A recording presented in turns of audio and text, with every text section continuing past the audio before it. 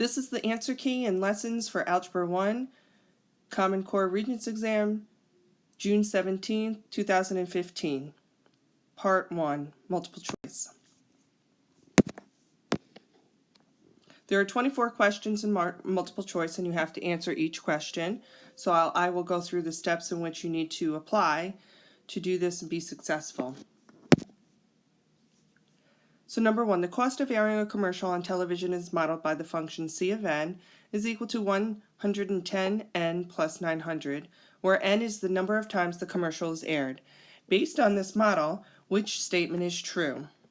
So you need to evaluate all four before you can make your decision. So does the commercial cost $0 to produce and $110 per airing up to 900? No. You have this base cost here. That's the cost incurred to produce the commercial. The commercial costs $110 to produce and $900 each time it's aired. Nope, that's the opposite. The commercial costs $900 to produce and $110 each time that it is aired. That sounds more reasonable. And let's just take a look at number 4 for ha-has. The commercial cost $1,010 to produce and can air an unlimited number of times.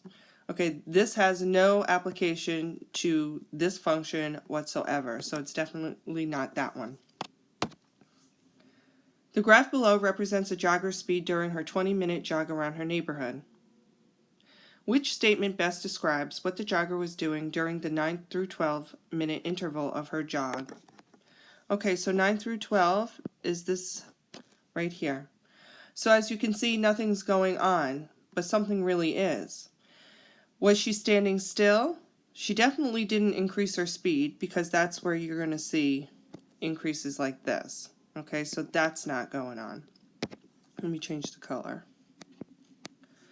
Was she decreasing her speed? No, because decreasing would be a portion that's going down, a negative slope. So a lot of students have asked me about this question, and they wanted to know whether or not she was either standing still, choice 1, or was she jogging at a constant rate. And the answer, or the correct answer, is she was jogging at a constant rate, because if she was standing still, this would drop all the way down here and be at 0 basically with a line. So it's definitely not standing still. She's gone through all this right here, and she's just jogging at a constant rate. If the area of a rectangle is expressed as x to the 4th minus 9y squared, right there you should recognize that you have difference of perfect squares, and you should feel the itch to want to take the square root of both numbers. Then the product of the length and the width of the rectangle could be expressed as, if we do in fact take the square root, you know that the square root of x to the 4th is x squared. We write it in a set of parentheses, and it's always the first term. And because there's a minus sign there, it's plus or minus plus. And then the square root of 9y squared is 3y.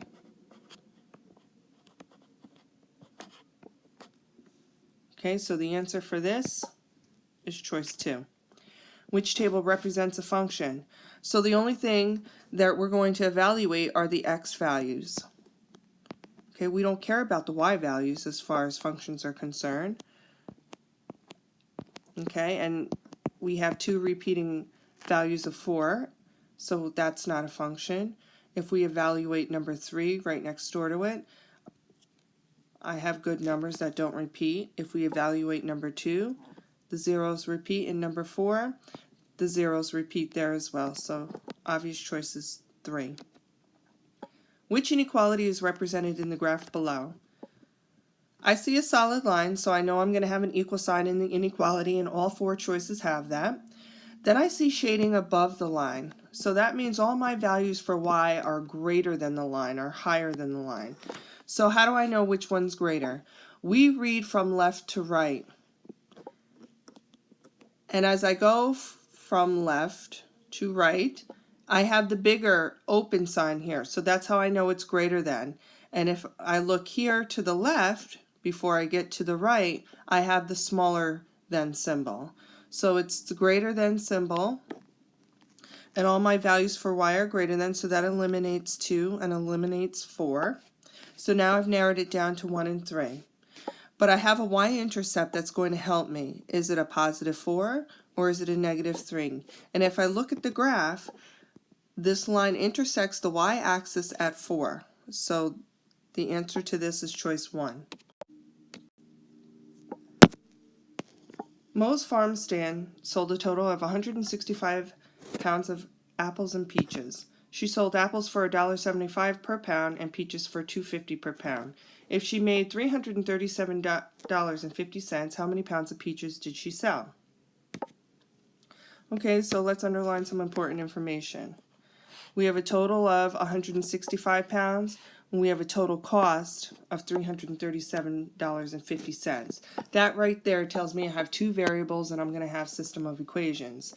I also know that because I'm talking about apples and peaches.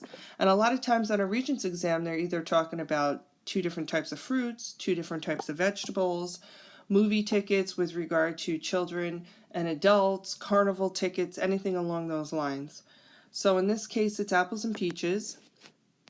So I have a total amount of product, apples and peaches, x plus y is equal to 165 items, or pounds in this case.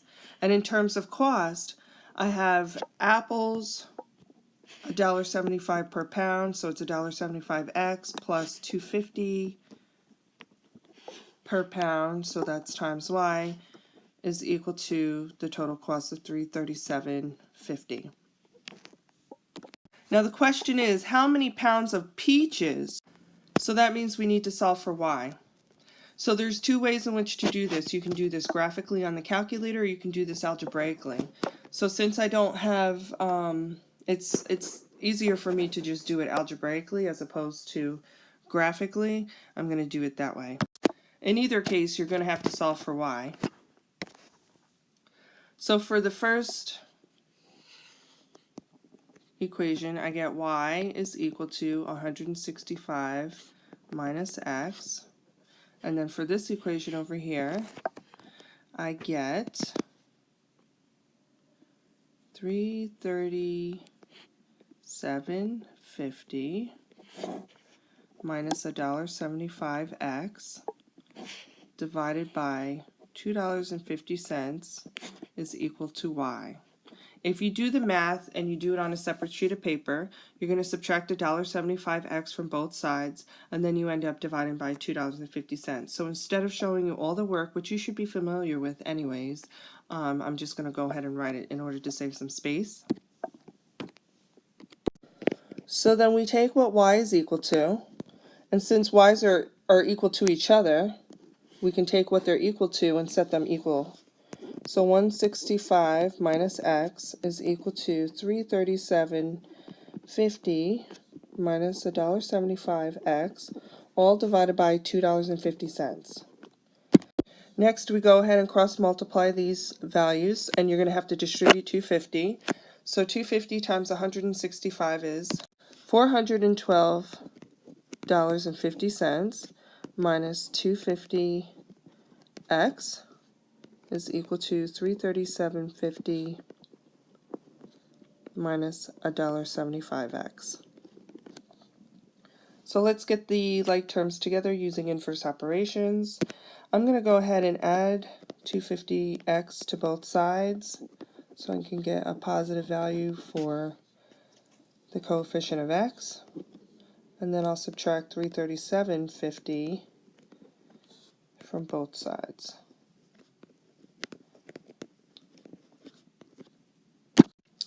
The difference here is $75, and that's equal to 75 cents.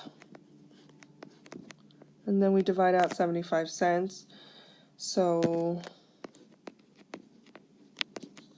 into 75, we get a value for x equal to 100. Now I need to substitute into one of the two equations in order to find my value for y, hence the number of pounds for peaches, because y represents peaches. So I'm going to go with the first equation, this one here. Let me designate that.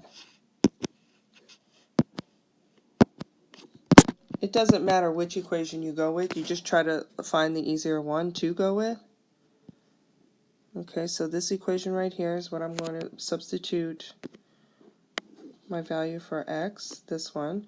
So y, peaches, is equal to 165 minus 100, and that means I have y is equal to 65 peaches.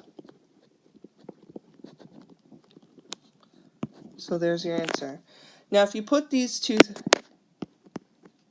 into your calculator and you graph it, you're looking for the point of intersection, and the point of intersection in this case is going to be 100, 65, and then you just take the y value.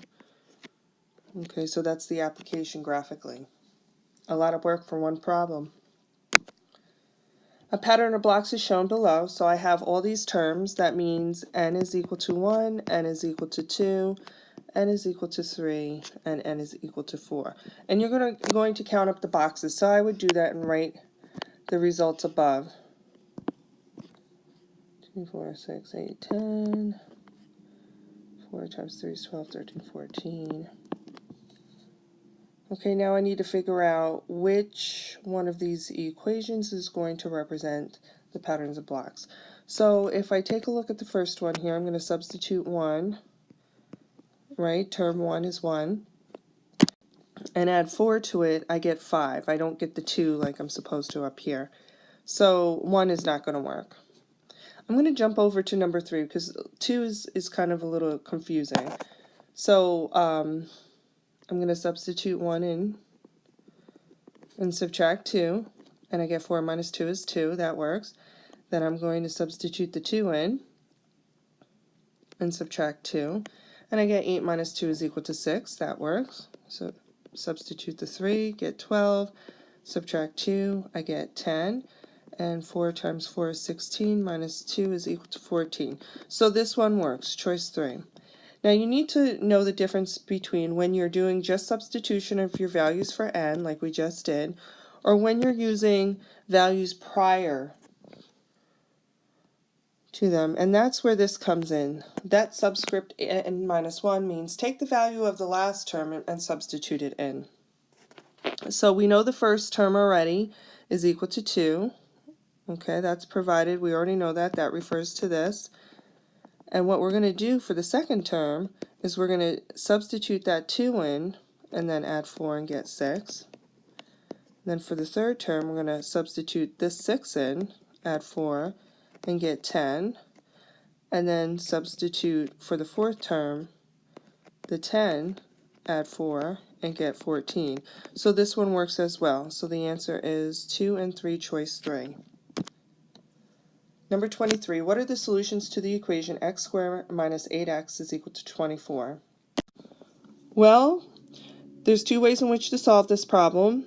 You can either use quadratic formula, but if you do that, you're going to have to get this quadratic equal to 0 before you can determine your a, b, and c. So you would have to subtract 24 from both sides. Or since 24 is already on that side, you can go ahead and use completing the square. So I'm going to go ahead and use completing the square. I'm going to rewrite this quadratic, leaving a space in between the equal sign and the middle term, and then go ahead and do the process. So we're going to take 1/2 of the middle term, which is 4, and square it. So we get 16. We have to add it to both sides of the equation. I'm now going to factor this. So x minus 4 represents x minus 8x plus 16 if we multiply it out, and that's equal to 40. The next step is to reverse the process of squaring a number, so that means I need to square root both sides, and we're going to have plus or minus. And I get x minus 4 is equal to plus or minus radical 40. We're going to add 4 to both sides, and we're also going to simplify 40, which is 4 times 10 it breaks down to, and we end up with 2 radical 10, and we add the 4.